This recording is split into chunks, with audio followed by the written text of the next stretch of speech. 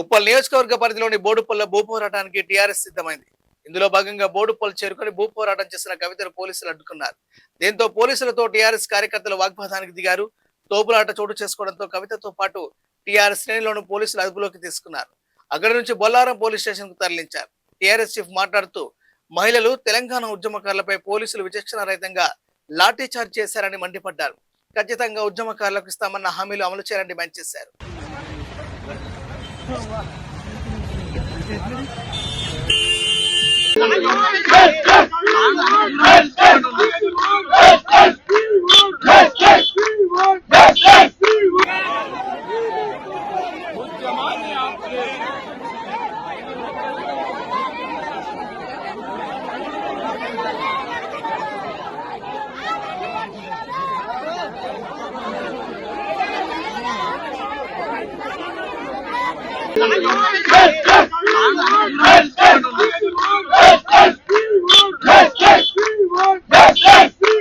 ప్రజలు తెలంగాణ ఉద్యమకారులు ప్రతిరోజు గుర్తించాలి. గవర్నమెంట్ కి చాలా దారుణంగా గవర్నమెంట్ ఇచ్చినటువంటి హామీలే నెరవేర్చకపోవడం అనేది అన్యాయం.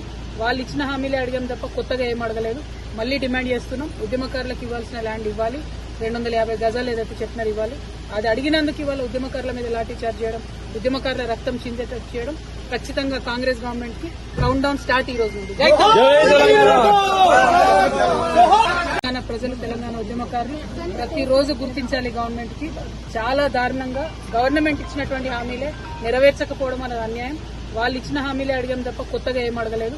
మళ్లీ డిమాండ్ చేస్తున్నాం, ఉద్యమకారులకు ఇవ్వాల్సిన ల్యాండ్ ఇవ్వాలి, 250 గజాలు ఏదైతే చెప్పినారు ఇవ్వాలి. అది అడిగినందుకు ఇవాళ ఉద్యమకారుల మీద లాఠీ చార్జ్ చేయడం, ఉద్యమకారుల రక్తం చిందేటట్టు చేయడం. ఖచ్చితంగా కాంగ్రెస్ గవర్నమెంట్ కి కౌంట్ డౌన్ స్టార్ట్ ఈ రోజు నుండి.